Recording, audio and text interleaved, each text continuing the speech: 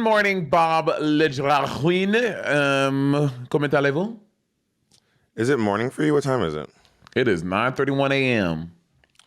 It is 5:31 p.m. for me. We are in the midst of the evening. Is that dusk? Did the sun set already? I don't really know exactly. The sun is it is nighttime. The sun is completely down. Oh, work. Good. That's What? fucking. I hate daylight savings time, and there have been so many studies of why we don't fucking need it anymore, but we can't change that. What do you mean we can't change it? Like Congress or whoever, what the proper legal, political channels it has to go to change, they just refuse to change it. Like, I don't know. Like, we're not like we don't need the. It's not back in whenever when we needed. The reason why I forget what the fucking reason was. We don't need it anymore. I watched a whole YouTube video about it. We don't need it anymore. What's your issue with daylight saving time? I haven't really given. It gets too dark in the winter. Like at here, it is completely dark by 4:30 now, and it's gonna be getting. It takes a minute off until December 21st, and it goes back the other way, right? But it's like, why? Although the U.S. Senate approves bill to make daylight saving time permanent on the 22nd of March, but why didn't it change then? Oh wait, the U.S. Senate on Tuesday passed legislation that would make daylight saving time permanent starting in 2023, ending the twice annual changing of clocks, in a move promoted by supporters advocating brighter afternoons and more economic activity. Well, I didn't hear what you said.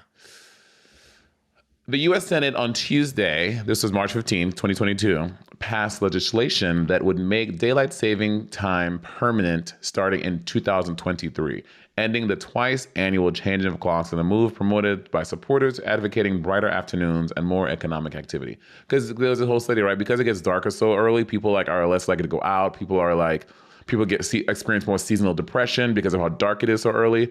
So I guess this year is the last year it's happening. What?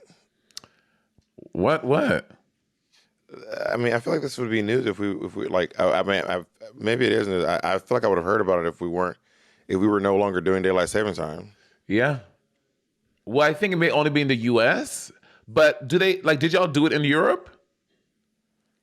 I don't know. I think daylight saving time is only in the U.S. So is that true? I don't know. Is that true?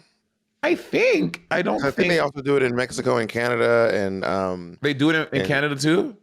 I do not know. I mean, maybe Jacob can Google this. I don't know. I don't have any knowledge about daylight saving time except I just spring forward and fall back. This is from Reuters, and it's saying the Senate approved the measure called the Sunshine Protection Act unanimously by voice vote. The House of Representatives, which has held a committee hearing on the matter, must still pass the bill before it can go to President Joe Biden. So it passed in the Senate. So where did it end up? I don't know. Maybe Jacob can do a little research for us to confirm what the status of daylight savings time is. But I watched a video yesterday saying it, but maybe I didn't check the date on the video, so that's also it may have been an old video. Well, it sounds like you're getting your wish, and they're getting rid of it. Or have you ever experienced seasonal depression?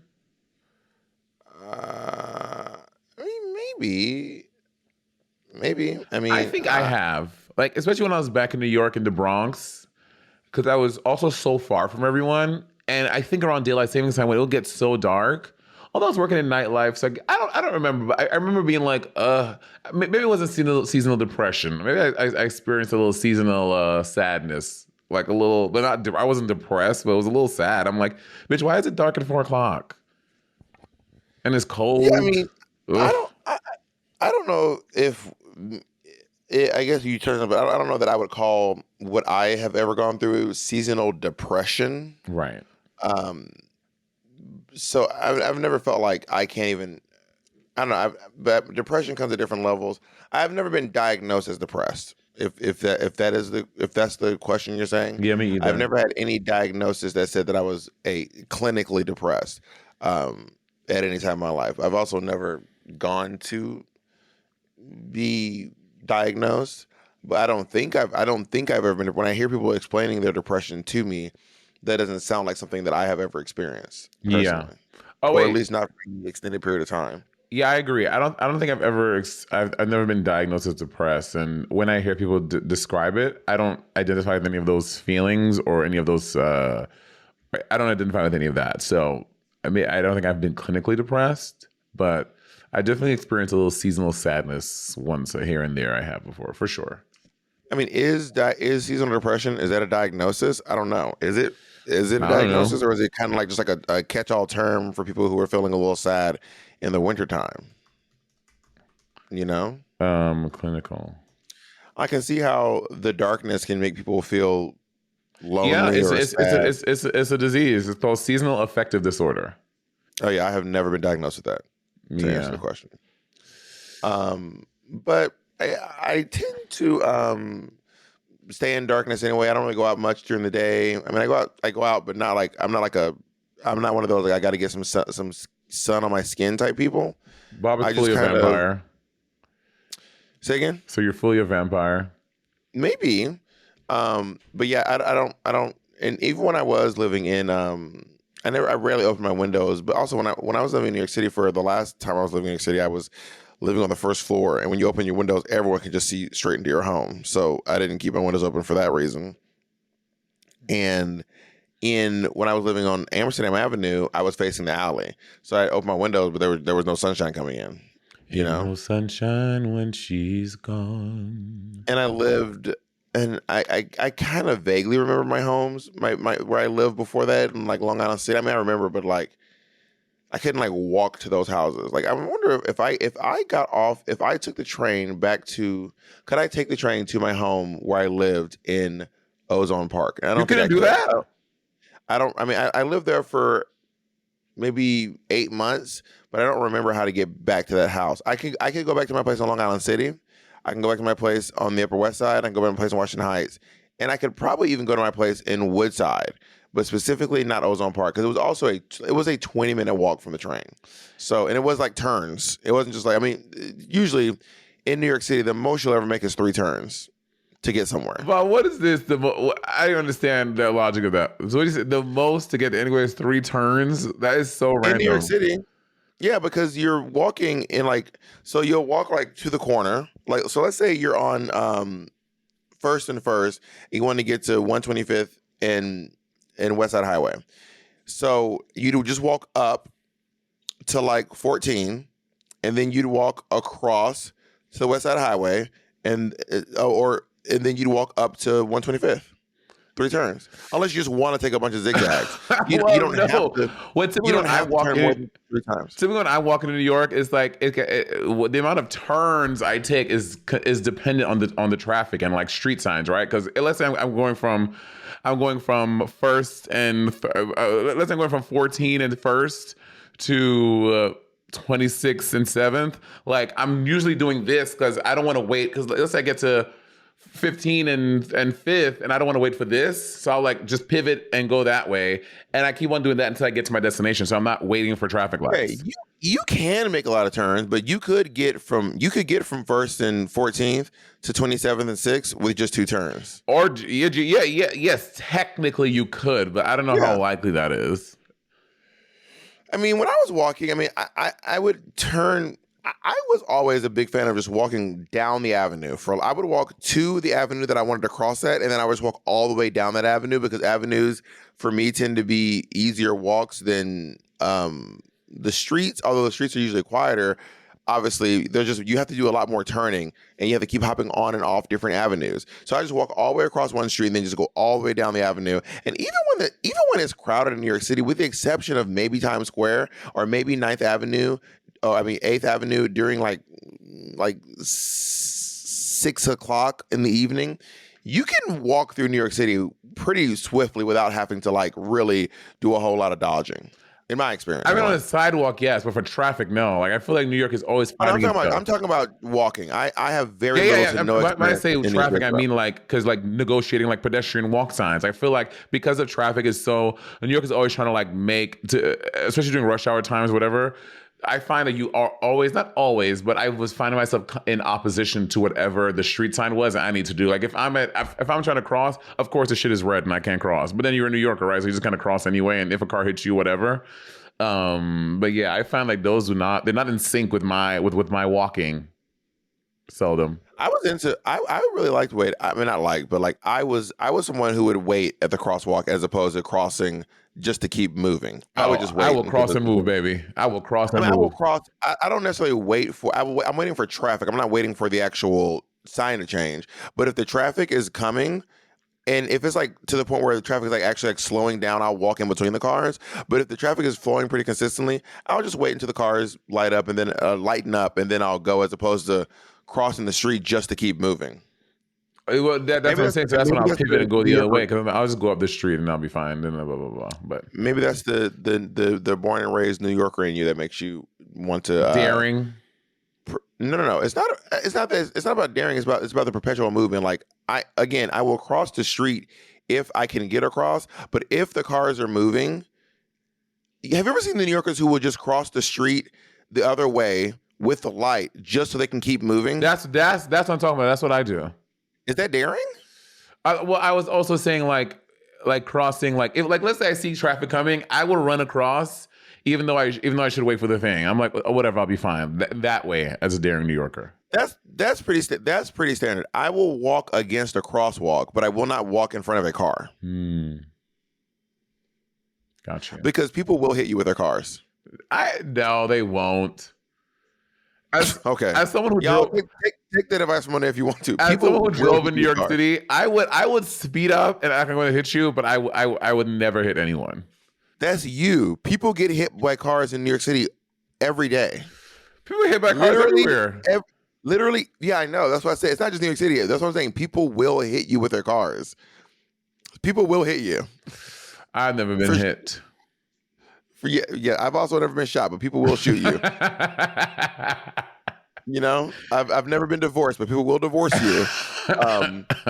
So I don't know that the lack of it happening to you is any evidence that it won't happen. But I do think that it's safe to say that you should be cautious when it comes to a car. Cars are kind of the most dangerous weapons in the world, really. Well, I was just watching the other day, like I don't know, like just like in this like I'm just seeing a lot of them maybe and realizing of like people getting shot and like on like Reddit videos, and I'm like, getting shot is so wild, but I'm like I don't want to know. I do not want to know. Please don't try it on me, but I'm just like, how much does a gunshot hurt? Probably depends on where you get shot. Right. Obviously, in like excluding this area, right? If someone shoots you through like I can't see what you're saying, so I don't know what this area is. If someone excluding your torso and like your chest or whatever, like not in that area. Like let's say someone shoots you through like your arm. Does that really hurt?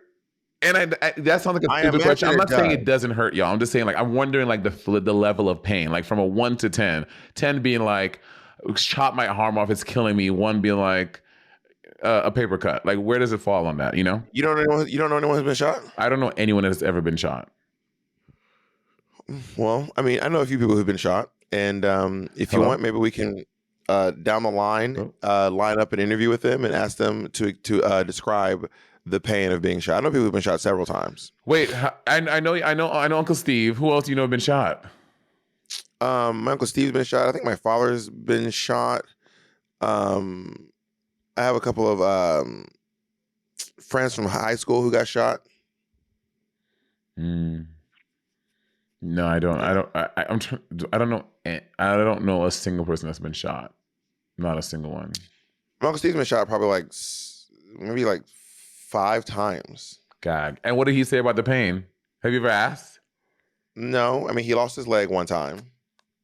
And why did he lose the leg? Is it because blood loss or it hit gangrene? Huh? Gangrene. Gangrene? Doesn't that happen over time? Yeah, he got shot and then he lost.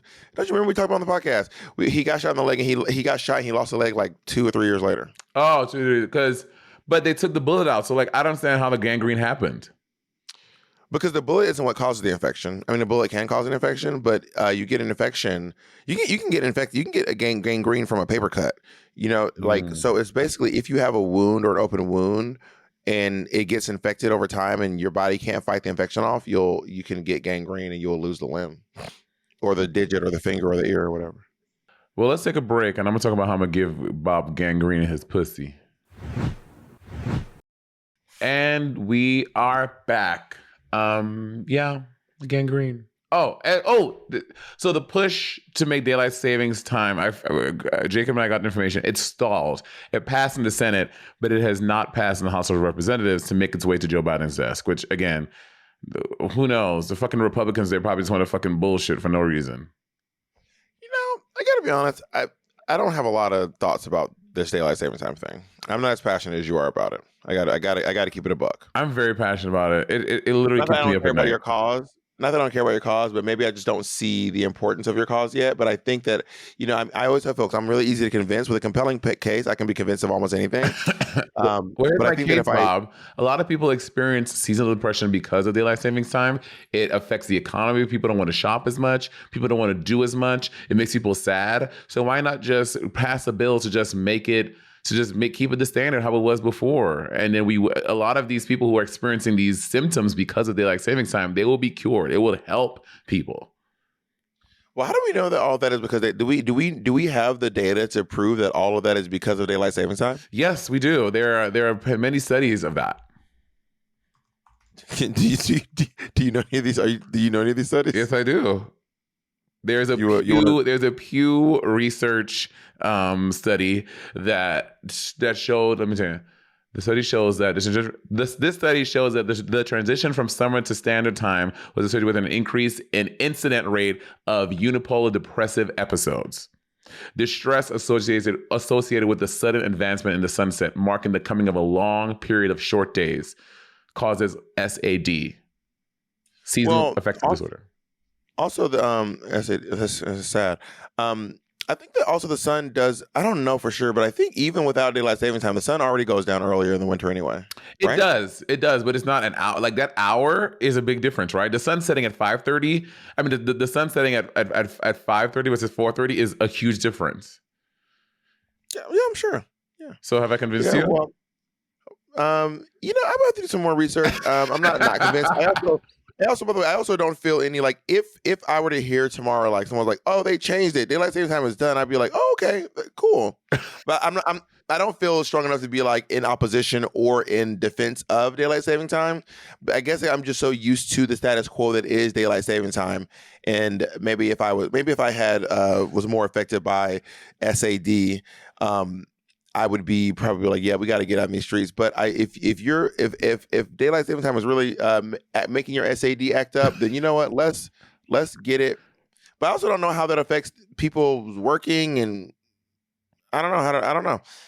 I don't know. I don't have a whole lot of opinions about daylight saving time, as I've stated. Well, as two celebrities, you and I should make it our platform, Bob. Imagine we make it our entire thing that we start a march on Washington to end daylight savings time.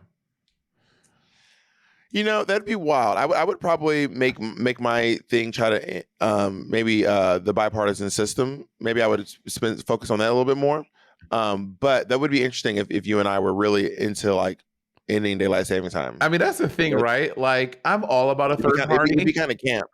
Say it again. It'd be kind of camp. It would be so camp, girl. Bob, it would be so camp. We'd be like Marty Go Cummings. We're doing what you couldn't do. Okay, actually affect politics. Jesus Christ. I'm kidding. Marty worked very hard, and Marty did a great job. They're texting you right now. Can you say some nice things about Marty right now, just so they feel loved? Marty Gold Cummings is a great legs. Is what? Great set of legs. Great set of legs. Marty's very funny.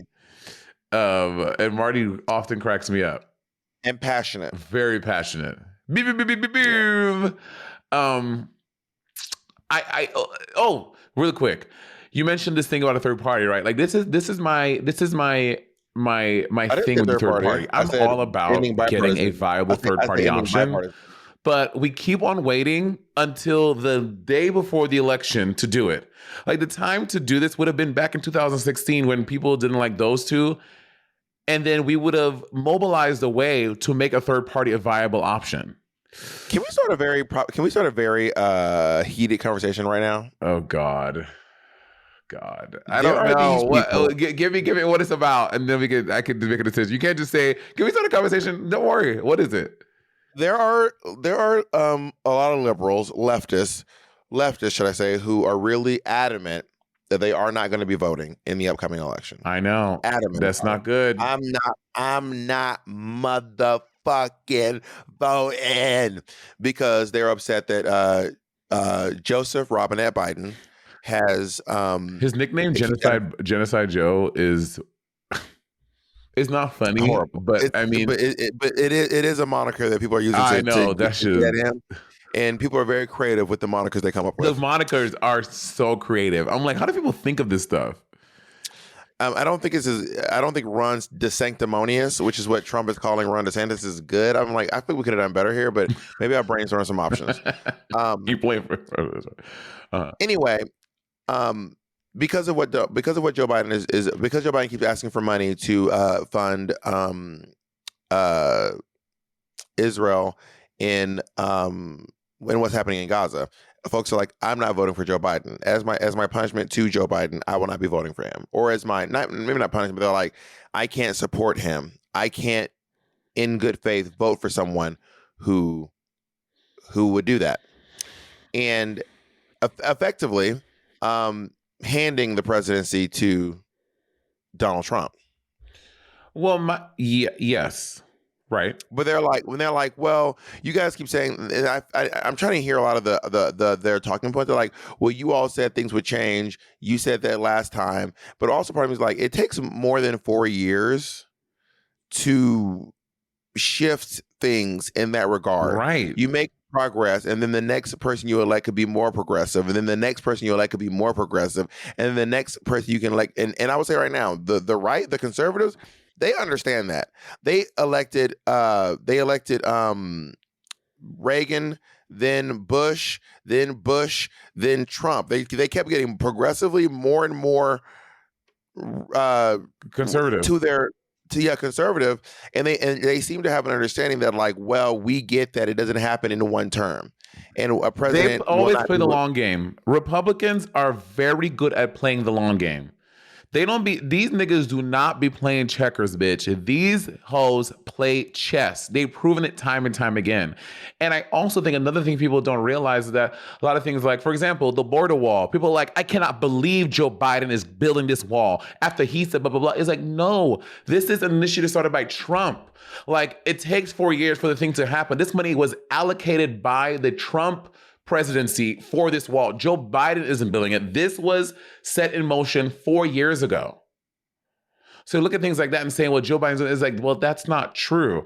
And also, and again, with the third party thing, I am all about it. But the election is next year. Okay? People don't realize in most states, you can't even have a third party option because of how rules and constitution and for certain. So you get a third party option, they literally can't even run in certain states.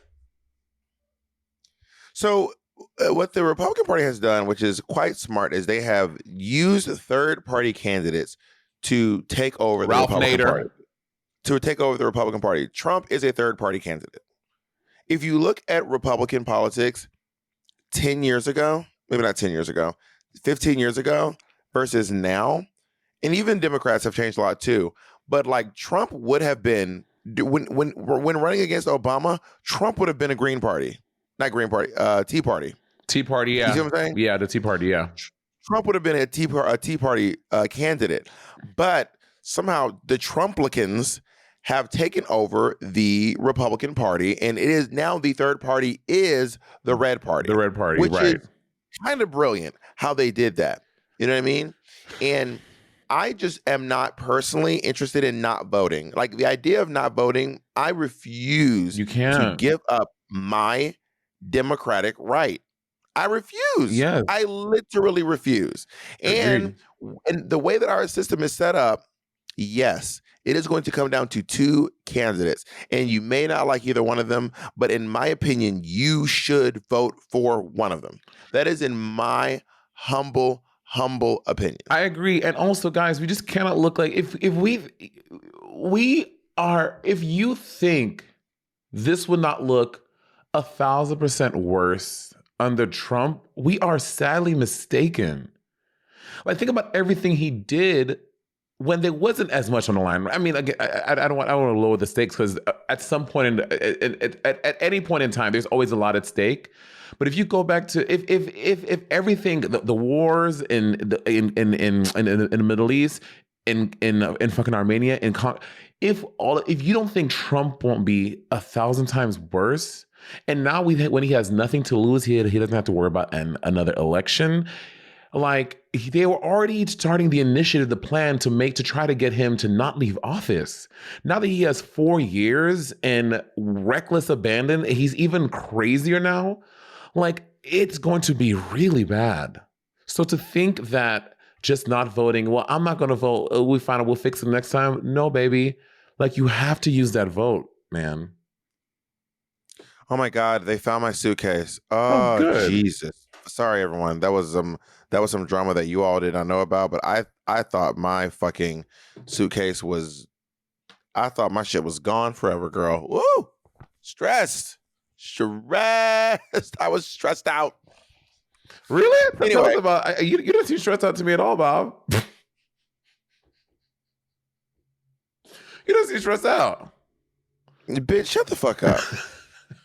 Stress that out, bitch.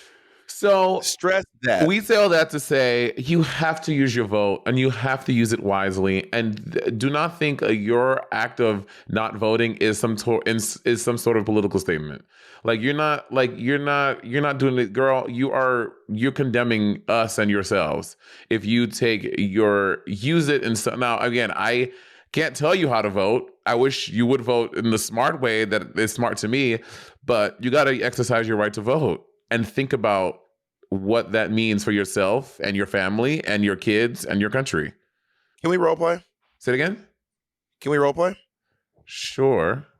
All right, convince me to vote. You ready? I'm not voting for no motherfucking Joe Biden after what he did. The fact that my tax dollars, he has the murder asked for how many billions of dollars? Let me Google it real quick. I know right now it's over $100 billion. And we over here still trying to eat day to day? No. Okay, what are these policies that Joe Biden has done that you are upset about? Okay, let me see.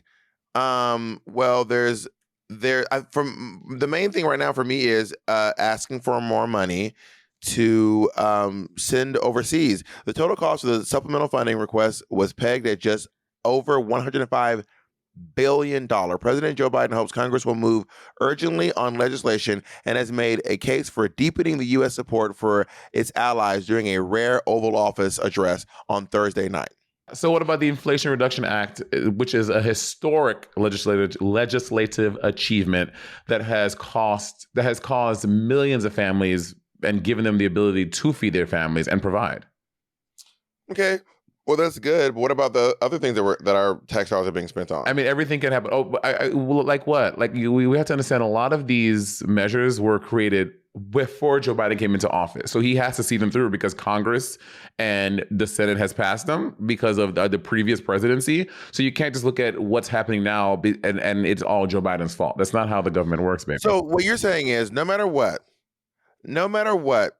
if Joe Biden can do this, can do that, can do the other, I just have to vote for him regardless, because now I have to choose from the lesser of two evils. Yeah, and unfortunately, we are in a bipartisan country. Like that is how it works. That is what we're stuck with right now. I would implore you that if you don't like this, let's take this moment to try to make a third party option viable, so that in the I'll vote for a third party option, but I'm not voting for Joe Biden. That's for goddamn sure.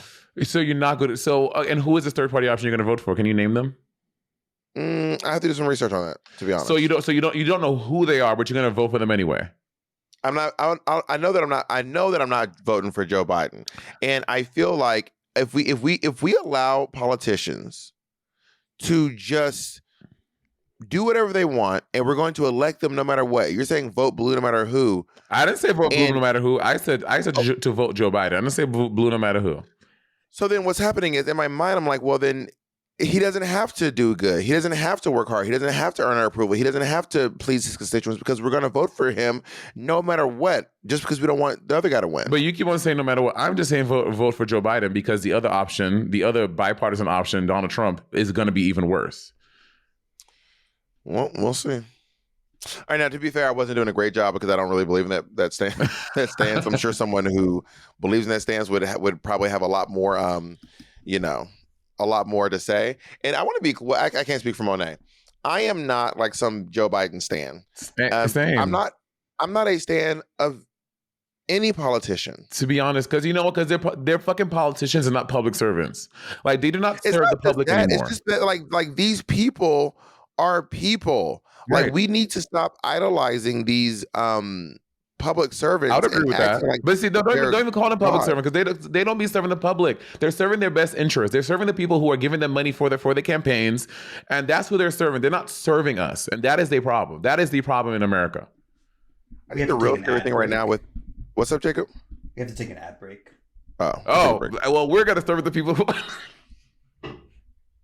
are giving us money for this podcast, but we're not politicians. We are not politicians. We're gonna take a little break.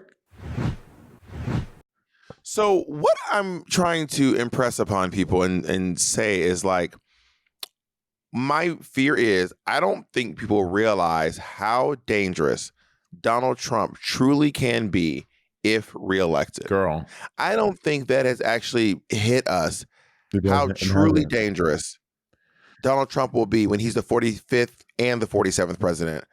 do you know what it Wait, is? did I miss Because it? people saw us come out of the last one. When he becomes, if he becomes the 47th president of the United States, because, and maybe I'm leaning into conspiracy theory shit, but like the truly fascist ideologies that he and Ron DeSantis, who are the two contenders for the, Well, not Ron anymore. He's gone down so many points. I honestly think the next is probably Nikki Haley. Over Ron? Yeah, Ron has plummeted. He has. Well, he got dragged in his last debate. He Bitch, got Gavin Newsom dragged dragged. that bitch. Bitch, put them on World Star. Gavin Newsom dragged that hoe. Don't hit her, Sharkeisha. No, Sharkeisha. Newsom, no, Newsom. Don't hit her, Newsom. To your point, leave her alone, Newsom. To your point, I think because people saw that we got out of the last Trump presidency, and yeah, they were like, yeah, some bad things happened, but like we got out of it. People think that's going to happen again, and no, we're not guaranteed that, y'all. We are not guaranteed that. Like we don't know what's going to happen. Well, because Trump's playing the long game, what he did in his first 4 years, he was expecting to do 8 years. He was Right. I think he was expecting to never leave the presidency, Right. quite frankly. So what he did in those first 4 years, baby, that was baby steps compared to what he's planning on doing in the next 4 years. And now that he's radicalized the Republican Party to the point where Ron DeSantis is actually considered a contender. Yeah, he's not actually contending. He's not gonna beat Trump in the primaries. There's no way on God's green earth any Republican's gonna beat Trump in the primaries. Yeah, absolutely not. But and I know that asking people to vote for the lesser of two evils feels shitty, but baby, politics are kind of shitty. It's what we have. And it is, and until we can fix it, it is what we have. So yeah, we gotta be smart, y'all. We gotta. Maybe we should insert that clip for that Leslie Jones posted. What she post? Bitch, you reposted it. I reposted it. Leslie Jones tweeted that it, lady, and then, the woman from Instagram. the lady in the car, yeah. Yeah. So we don't really have her permission, but we're going to credit her. Her name is. Hold on, let me get her name. Hold on. She's on Twitter. I have Leslie her. Jones. Let me go to my archive. Because those of you who are just listening, obviously you will not be able to see her name. But I do want to give this one credit. Her name this is not is me Monet's idea. Her name is Bell Curve. Yeah. BELLEKURVE. You should check out Bell Curve over on TikTok. And it's not a short video. It is a little bit long. It's 7 minutes, but I genuinely think that it's worth in my opinion.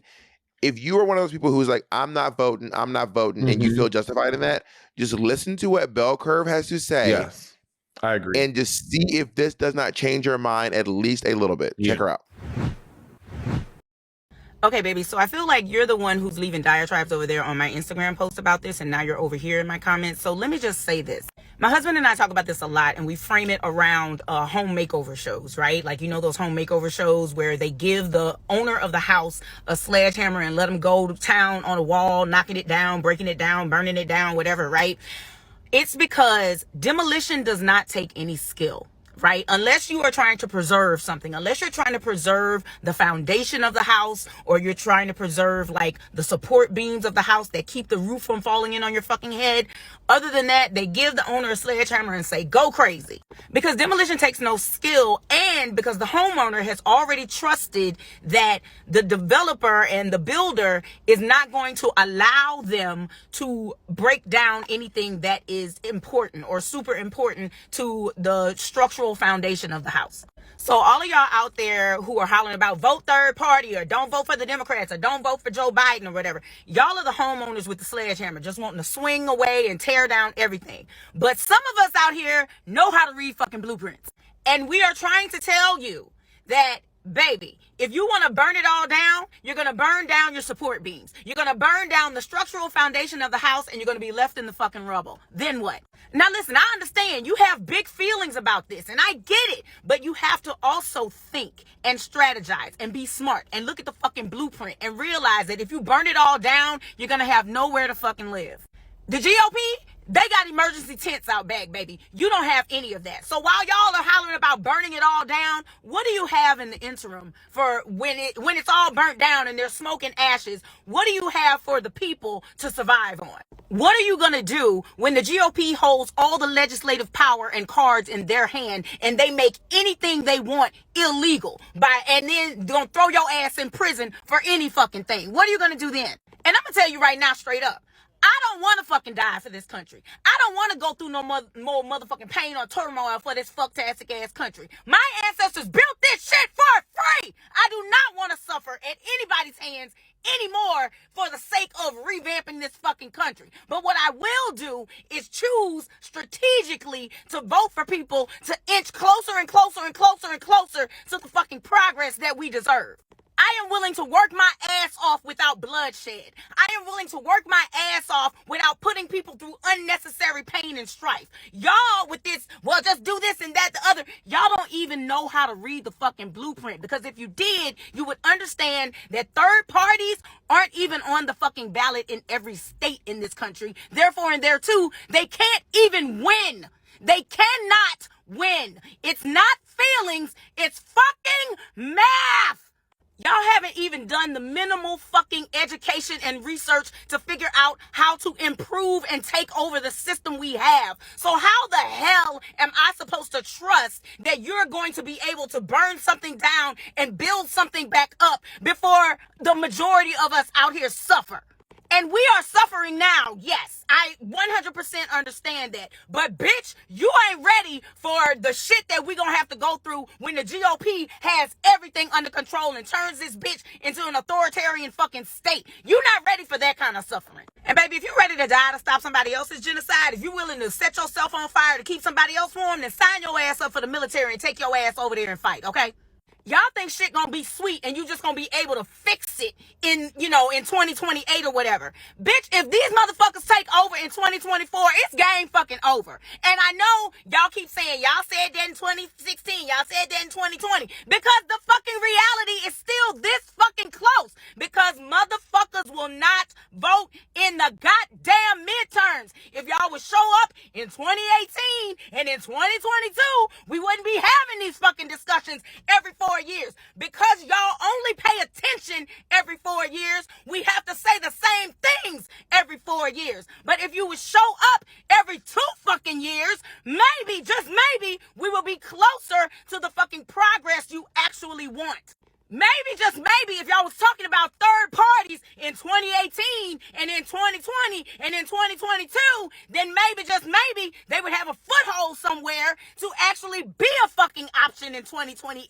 But as it fucking stands, y'all have not done the fucking work on the ground to get any third party candidate, whether it be state or federally, to get on any fucking ballots. And again, there are rules to this shit. Those of us who know how to read the blueprint, we know the fucking rules. We know where the foundation beams are. We know where the water mains are. We know where your electrical systems are. And you fucking don't. You just want to burn shit down and replace it with nothing. And I'm not here for that bullshit. You know what that's called? You know what destroying shit without doing the proper calculus is called? Terrorism. Terrorism Terrorism. That's what y'all are doing. You're becoming just like Hamas. Hamas did not calculate that this was going to be Israel's response to them. And you see what the fuck is going on now. Y'all really fucking believe that the United States, which was built upon slavery, and slavery is still legal in our fucking Constitution, you think that they will not put your ass back into slavery to save the country? Bitch, you better wake the fuck up. The game of politics, y'all just want to throw your hands up and either burn shit down or not participate. I will never understand for the life of me how y'all want something so bad but don't want to figure out how to get it the right fucking way. Yes, I do understand, actually. A lot of y'all attend Dunning-Kruger University every fucking day, and that's why. You think you know, but you don't fucking know. And guess what? I attended Dunning-Kruger University for a semester or two my goddamn self. I 100% admit it. But you know what? I transferred out of that bitch because I realized it's unaccredited and it doesn't fucking teach you what the fuck you need to know to get shit done. In summation, if you have an actionable plan to get whatever the fuck you want done, I'd love to see it. Please show me how in the next 12 fucking months you are going to introduce a new person as a candidate for president, get them on the DNC primary ballot, get the delegates and the super delegates to get support behind them, then get them on the national general ballot, then get them elected by at least 60% of this country. If you have a plan for that, please, I'd like to see it. And I'm being sincere. I'm not bullshitting. If you have a fucking plan, I would like to see it. Also, if you have a plan on what you're going to do when everybody burns it all down to keep everybody fed and clothed and housed and educated and all that shit, because the GOP will take all of those things away from you. If you have an actionable plan for what you're going to do to keep people safe during the interim, after you burn it down, between time before you build it back up, I'd like to see that shit too. Show me. Or shut the fuck. So to me, what she's saying makes sense. 1,000%. 1,000%. And so there's this guy named Yuval. Do you know about Yuval on TikTok? Yuval, no. Yuval is this guy who's he's like a TikTok commentator, and he does political talk and also like kind of like random beef with other TikTokers. He's really smart. And he also is really into linguistics. He's really, really into linguistics. His big thing on TikTok was like, he'd say a sentence that he'd be like, technically the sentence, your is grammatically correct. And here's why. That would be kind of like, that's not one of the things, but he would say something like that. And then he would linguistically go down why you is a grammatically correct sentence. And then he wasn't quite giving a reason why you shouldn't vote, but he was sympathizing with the minds of people who are saying why they're not voting. And maybe you should check out Yuval's points. You should look at a lot of stuff, but in my opinion, withdrawing from democracy, it feels to me like it is damning us to be at the subjugation of extreme conservatives. And I don't mean like these are not mean white people. These are not your mom's Republicans. Yeah, these aren't your grandparents' Republicans, baby. Right.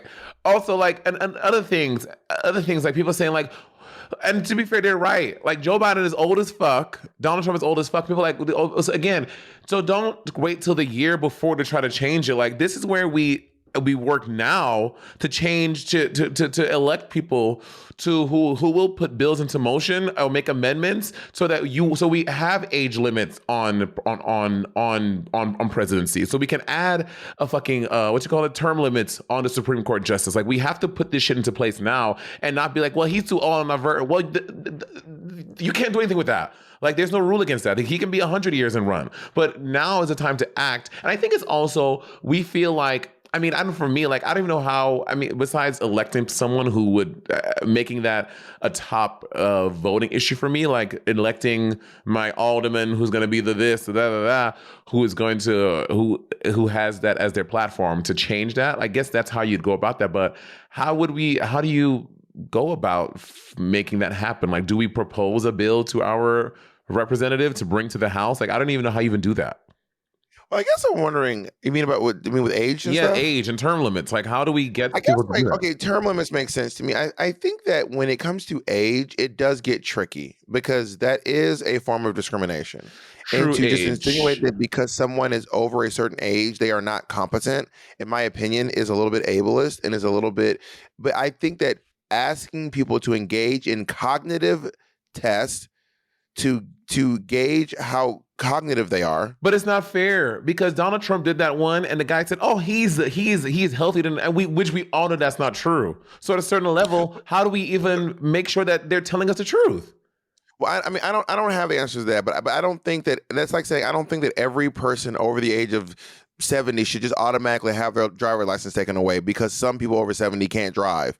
I don't think that to me that does not seem fair. And I think that when I reach a certain age, I don't want people just taking my shit away just because But other you have people to who be are, you have to be 35 to run. So why can't there be a cap? So then why can't we have 21-year-olds running for presidency then? I think that in my mind, if there is a cognitive test that can show that you would be competent enough to do this job at the age of 34 or 30, I mean, I don't think I would vote for a 21-year-old, quite frankly. So even if he did run, but maybe if some 21-year-old was like smart enough and creative enough, I mean, there are presidents of other countries who are under 35 and who have been under 35. They are. So yeah, I can't remember this guy's name. I mean, there's this I don't know that. there's this one. I don't even want to say his name because I'm gonna get it wrong. But he's the president. Can you hear me? Now I can. Who? Yeah. I don't want to say his name because I'm gonna get it wrong. I don't want to say the country. I'm gonna get it wrong. But he's the president of a country in Africa, and he's like in his 20s, and he's apparently doing some really really revolutionary stuff in terms of movement for Black people and you know, Africanizing Africa, specifically in his country. But I don't remember the country, and I don't remember the name. I just saw about it on TikTok. It might have been a misinformation, but I don't think it was. But if you can take a test to show that you have the mental wherewithal to deal with the job, in my opinion, you should be able to do it at whatever age. I don't think it's okay just to strip people of their positions. But you don't think that?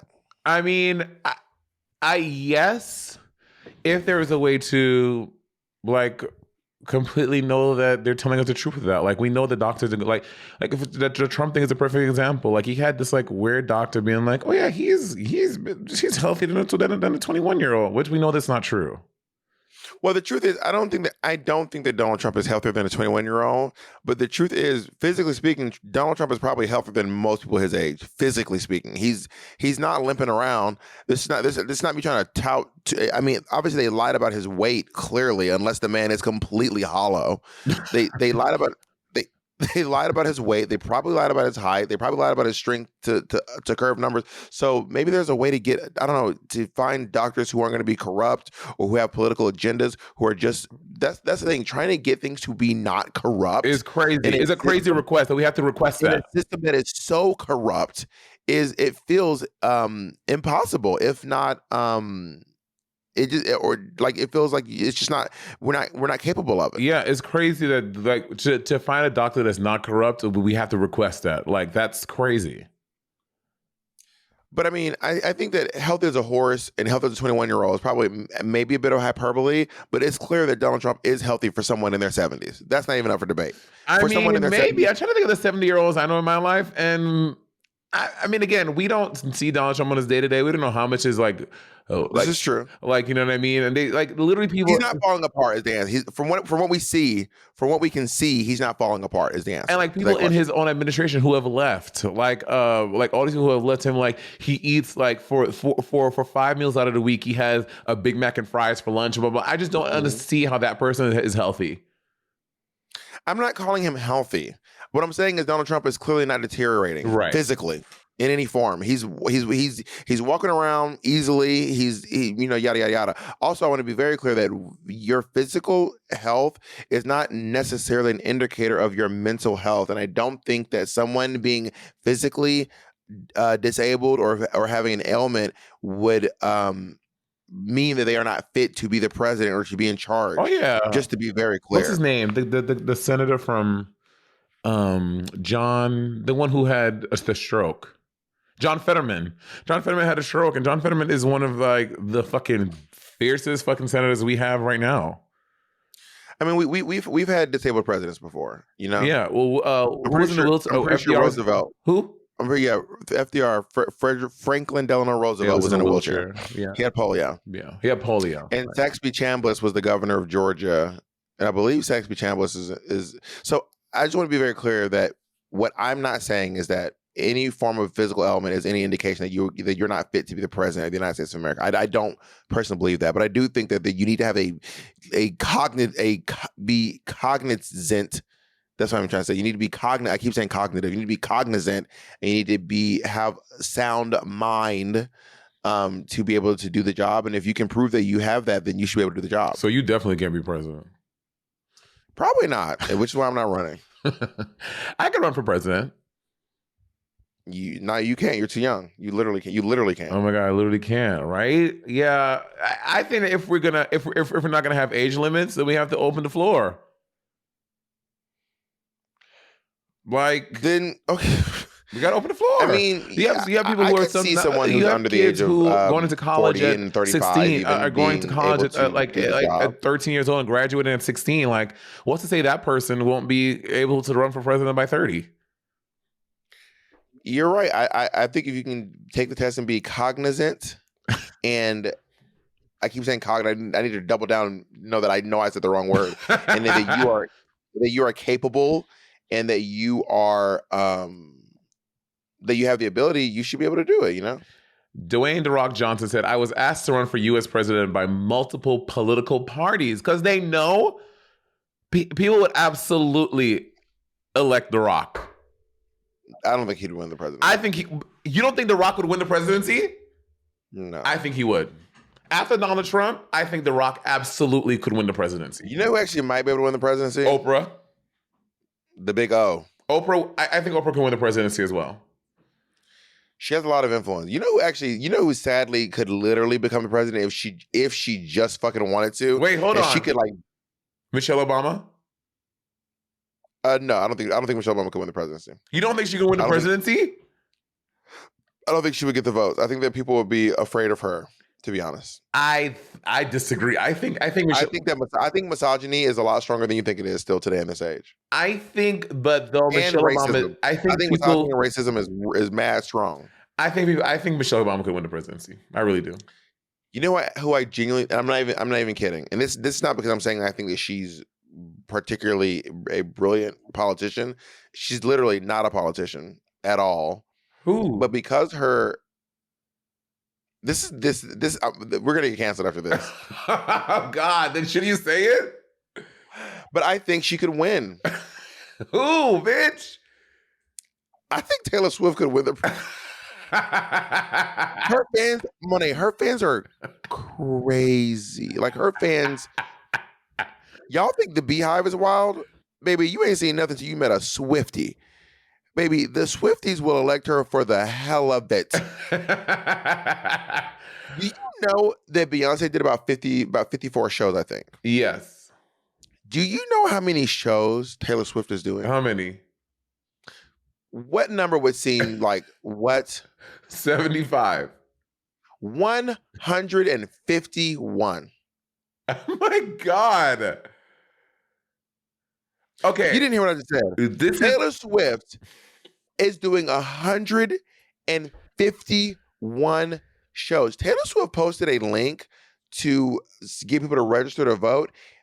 I think they said she posted the link in her Instagram story.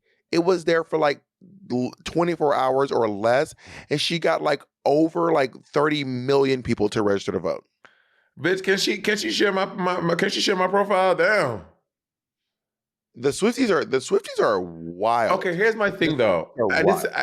I think Taylor Swift is fucking brilliant, very talented. I love Taylor Swift. Why don't you marry her since you fucking love her so much? But and again, I haven't seen the whole show, so I can't really comment, I guess. But watching, and even Beyonce is also in the documentary, she admitted I'm just not going as hard as I used to. You look at the fucking Coachella performance where Beyonce is literally dancing 90% of the time, whereas Renaissance, whereas she's probably a little less than 50, I would say. Was she also coming off of an ankle, like a foot surgery Yeah, her and an knee. ankle injury? She was literally rehearsing it with her knee like being rehabbed. It's kind of crazy. And her ankle. Didn't she do a foot thing too? No, just her knee. Or did I make that up? That's what people were speculating, but it was her knee. Oh, yeah, because remember she had the kitten heel. She had the scooties on. She had them Hillarys. Beyonce's rocking the Hillarys, girl. She had the Hillarys for Dubai. the Dubai show, Girl. And then so like, I mean, does Taylor? Okay, because you remember that year when Shangela documented all of her shows? Shangela did 287 shows in a year. Drag Taylor Swift. Taylor Swift ain't shit. That's right. So, Shangela worked 287 gigs in a year. So I mean, if Shangela can do, I think Shangela was including everything. What? I think Shangela was including interviews, brunches, podcasts, book signings. If a fan, if she did a dip at the airport, because no shit, I love shit. I do a lot of show.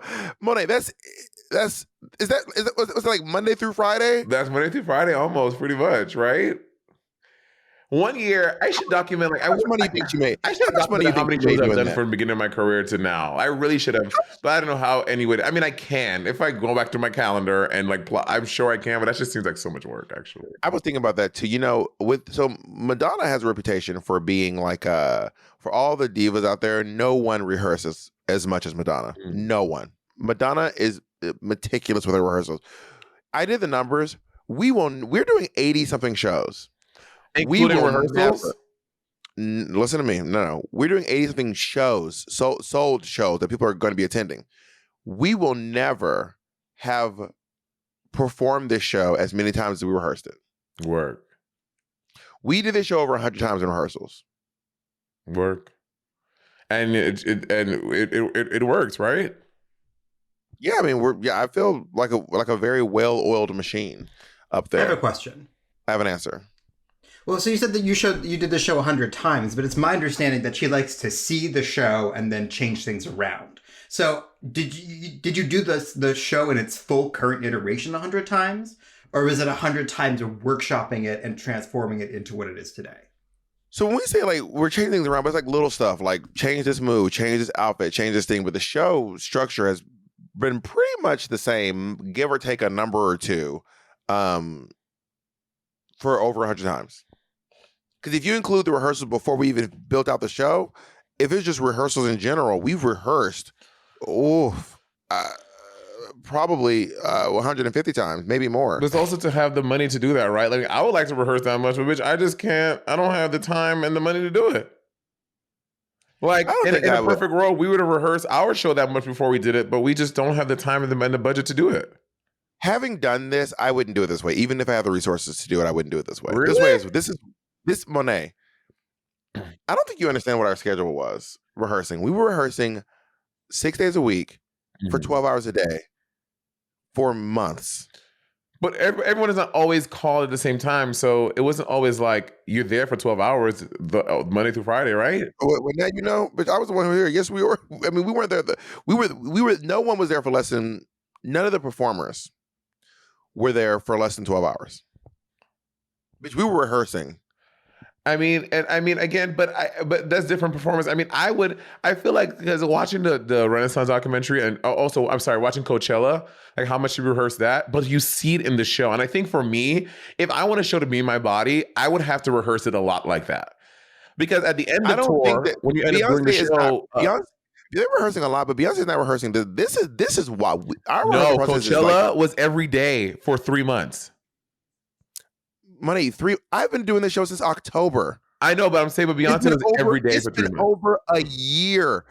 I've been working on this show for over a year. But I'm telling you, I'm not saying Beyonce doesn't rehearse. What I'm saying is, in the business, no one rehearses the way Madonna does. There's not a person in the business who rehearses for as long and arduously as Madonna does. No, I would want a Beyonce schedule like that. To me, like that would get me feeling like I know every move, like I know my next breath. That's like a Broadway schedule. Like when we rehearsed for Angels in America, we were doing 5 days a week. No, Jacob, I can't remember. We were rehearsing 5 days a week or 6 days a week. You The shows- you were 6 days a week. You only had Sunday off. Yeah, so when I was working at Berkeley Road, we were rehearsing for 6 days a week for 8 hours a day for 3 months. So I think that Beyonce's schedule is actually pretty consistent with like what professional plays would be doing.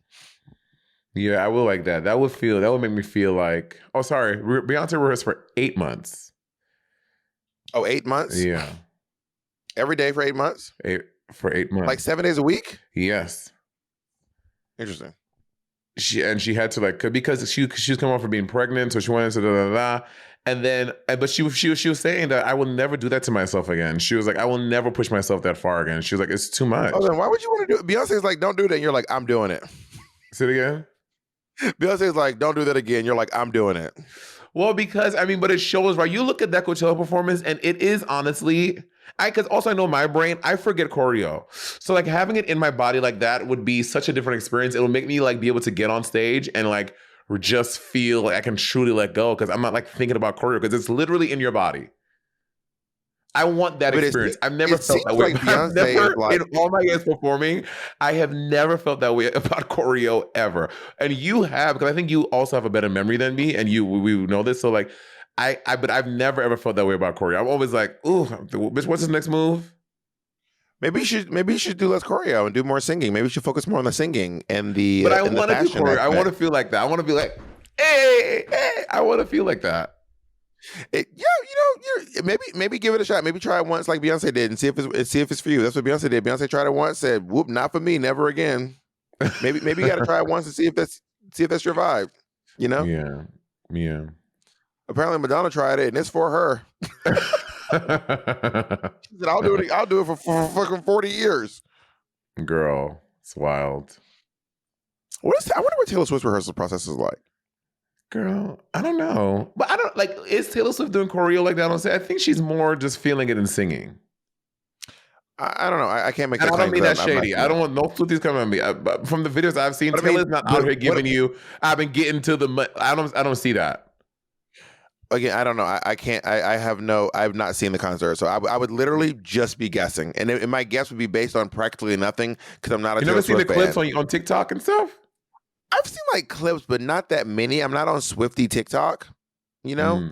I see Cam Saunders. I see a lot of his. I follow Cam Saunders, so most of what I see from Taylor Swift is through Cam Saunders because I follow him on TikTok. Saunders. He's a dancer. He's a dancer on her on the Eras tour.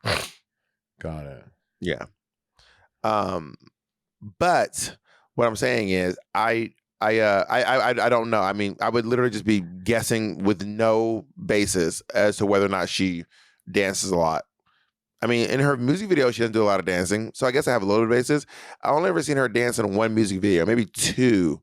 I saw her dance in Look What You Made Me Do a little bit. And that's the only one I've ever seen her dance in. So maybe she's not dancing. Yeah. I mean, I've never seen Taylor Swift hit an 8 count. And I don't mean that shady, but I've never seen that in like a clip or in a music video. I don't think I have. So, but are you like searching for that? Maybe Taylor Swift out here cutting the rug. I mean, if there's an artist, you kind of see what their thing is. Like what I've normally seen, Taylor Swift was walking around, she's singing with her guitar. Is every clip I've ever seen of Taylor Swift. So I didn't realize that Charo, everyone sees Charo dancing. Charo is known for her dancing. She plays guitar. Charo is like a world class, not just plays guitar. Charo is like a world class guitarist. When it comes to like Spanish guitar, before, and you're very obsessed with it. Because I would have never. I just happened to see it because I was on the same cruise as her. But if I didn't know about that, I would assume she just sings in coochies. But she's insane.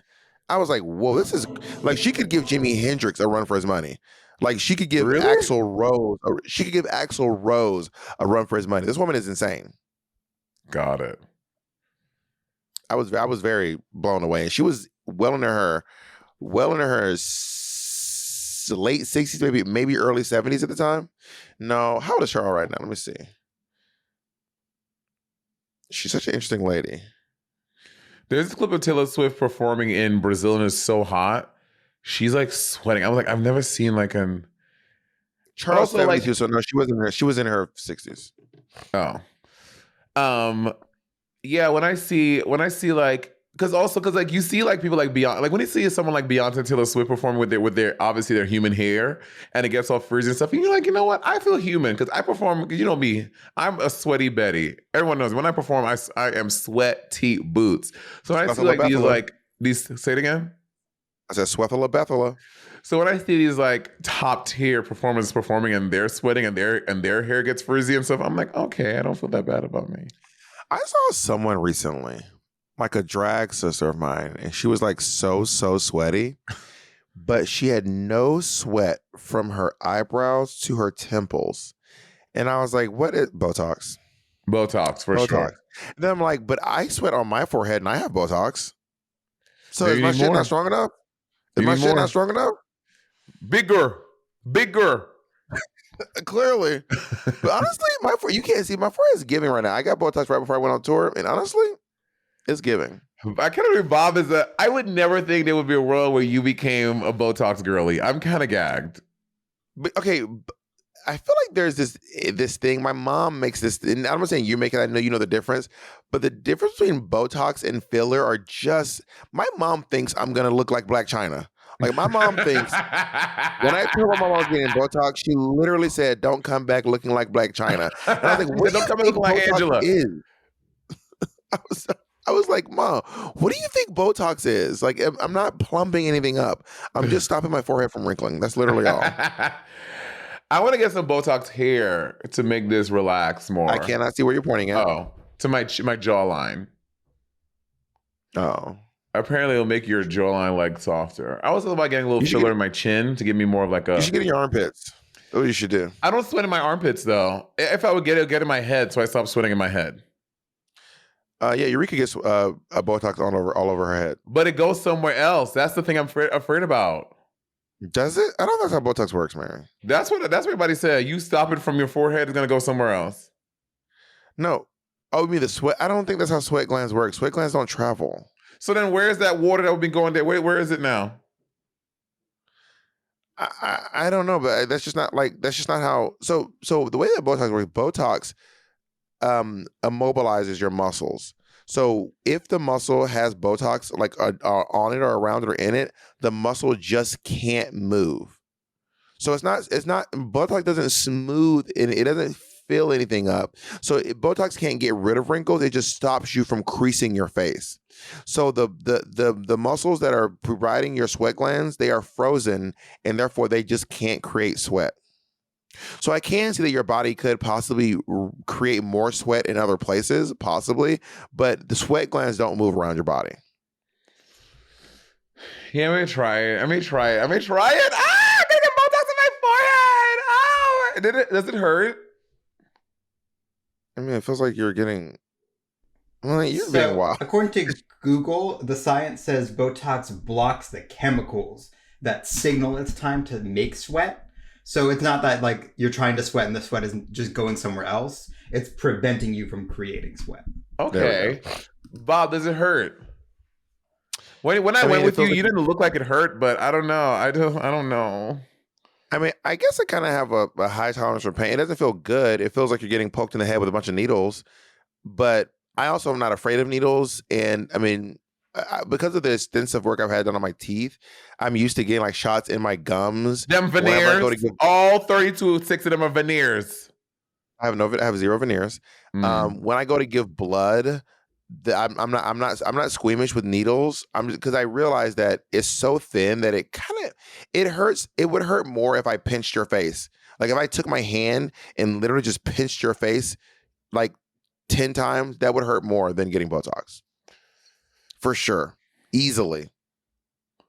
Yeah.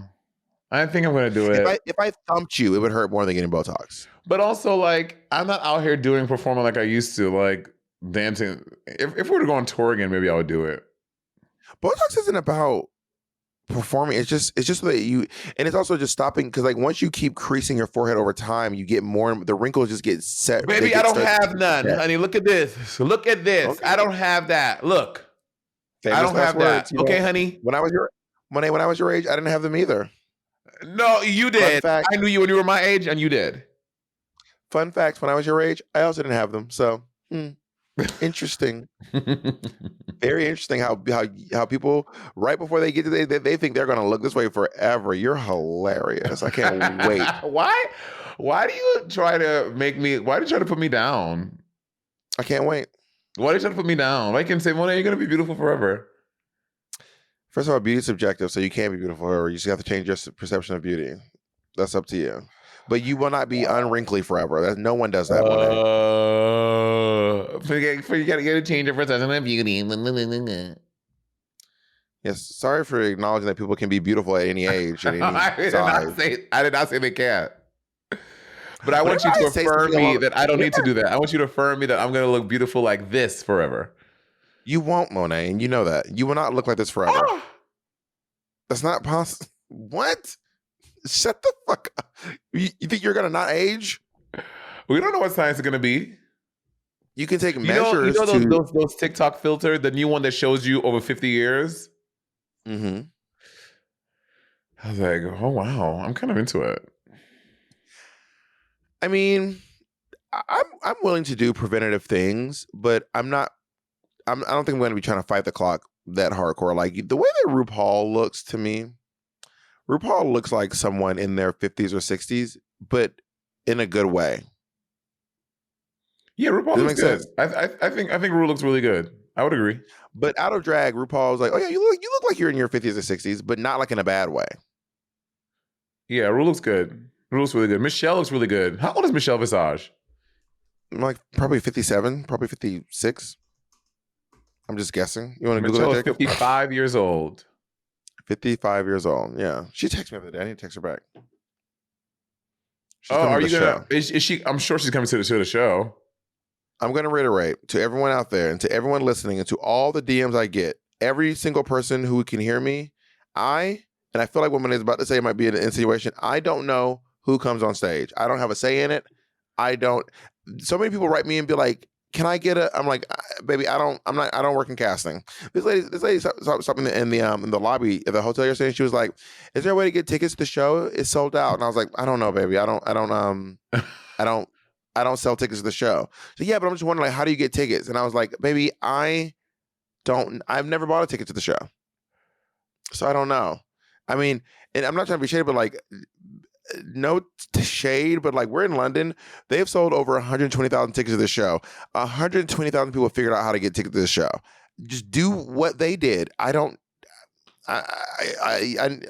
it'd be nice if I like hold your hand and walk you through it, but I'm not going to talk you through how to get a ticket to a show when you could just use Google and figure it out on your. There's a guy who's at the front row in the pit of every single show. So you tell me this guy is able to get a ticket to every show in every city in Europe, and you can't get one ticket to one show? Google it, Mary. Yeah, it's kind of wild. That brings us to our last topic before we go. I want to ask you this question. What? I think this was getting an extended pod today, honey. Go ahead. I think this was in one of our cut pieces. Is it shady when someone texts me and is like, when are you going to be in my town for the show? When is your tour coming to this town? My thought process is, well, I can't remember every single place I'm in every town. So what I'm going to end up doing is just Googling it and then texting you back what I've Googled. Is that what you end up doing? Yeah, the short answer, I don't think it's shady, but it's a little annoying. Like, girl, just Google it. Like, I always respond, and I usually end up Googling it, but I really just wish that they would Google it and that I wouldn't have to, because I'm just gonna do what you would. I'm just Googling it and then texting you back what I Googled. You know what I mean? Mm-hmm. Well, when y'all coming? Kind of low key drives me crazy. I don't know why, but it annoys me. Like I'm Googling the same thing over and over again. But I guess it doesn't really take that much long out of my day, and I think it's maybe because I don't like text messaging. I think what it boils down to is I don't like text messaging, and Jacob had a very good point. It's a connection. I don't think they're asking because they don't know how to find it. They just want to like engage and like talk to you. So maybe they're like, "Oh, you're going to be in town on the 5th. I can't wait to see you." Or you're going to be in town on the 5th. It's going to be so exciting. Are you excited about it? Yeah, I'm excited. I can't wait to see you. But I guess if they're just trying to ask a question that would get an answer, therefore they can engage, back and forth. And it's such a slight, it's a very slight inconvenience. Again, I Google the answer almost every single time without fail. I've never told anyone to just Google it themselves ever, even though they could. I've never done that before. You told me to Google myself. Don't lie. I feel like I actually sat down with you and went through the calendar and tried to find dates where you could come. No. Actually, that's what I did. You made me Google it. Yeah, and now you think about it, I do remember going through the whole thing with you, being like, "Oh, come here," because you said you might come to Palm Springs. Palm Springs. So the problem is, so many people want to go to the tour with me because of you. What do you mean? Like, at least 6 people have been like, "Oh, which city are you going to?" Because they want to go to the Madonna tour with me to go see you. That makes sense. I would love to, like, if I was going to go see you on tour, I would love to go with Arcia or go with Naomi or go with Dewan. That would be really fun, actually. Yeah, I'm not mad about that. People like I was surprised. People were like, "Oh, what day are you going? I want to go with you to go see Bob." I'm like, "Oh, work." That makes sense. I wish I could have gone to Doja with you, but I took my boyfriend instead. You didn't invite me. You were on tour, but you didn't invite me though. Do you know Michelle Visage's real name? Her last name is, I can't remember. It's Jewish. Shupak. That's it. Shupak. Michelle I found it. Shupak. So I did this thing the other day at work. At the arena. It's not like I'm at H&R Block at work, where I have these people. It's this guy named Matthew. He's a celloist in the show, and I was like, Matthew, I'm pretty good at, like, if you give me a celebrity's real name, I can tell you who that celebrity is. And I got like 5 in a row that were so impressive, and I was like, we have to stop playing because I did such a good job. I was like, I don't want to mess up, but I ate that. I just named 5 celebrities in a row that'd be like, there's no way you know this one's name. And I was like, oh, that's so-and-so. Oh, that's so-and-so. And I want to try it again today. Me and Jacob, this is our last thing. Jacob, say a celebrity's real name. Me and Monet are going to try to race to see if we can name the celebrity. Okay, give me 1 second. I need to just find a good one. Well, I'm gonna do it in the meantime while Jacob does that. Okay. Darius Stone. Darius Stone? Mm-hmm. Or O'Shea Jackson. O'Shea Jackson is Ice Cube. So Darius Stone is also his name. That's weird. Well, maybe he changed his name when he joined the Nation of Islam. Got it. Robert Fenton. Okay, I have a good one. Wait, Fenton from like World of Wonder? Robert Fenton. Yeah. From World of Wonder? No, but that's the name, but no. Who's Robert Fenton? I don't know who. Clive Owens. Is there Robert Downey? Who? Clive Owens. Ooh, I thought his name was Clive Owens. All right, go ahead, Jacob. Hit me. Alicia Beth Moore. No idea. That's Alicia Keys. Nope. Oh no, wait, is Alicia Silverstone? Who's that? Pink. Oh. Pink? Pink is Alicia Beth Moore. Okay. How about Reginald Kenneth Dwight? I know who that is. That's Snoop Dogg. No. Nope. That's Calvin Brodus. Reginald, wait, say his name again.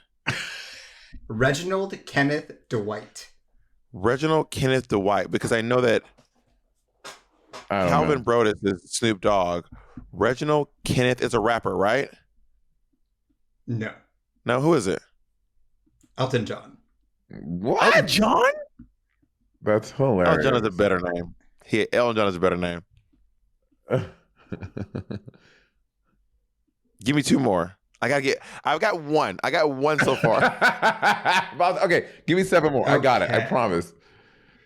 Let's see. O'Shea Jackson was impressive. Let's see. What about Scott Diggs? That's easy. Scott Diggs? Mm-hmm. Think about it. Just think about it for 2 seconds. You get it. Okay. I have a good one. David.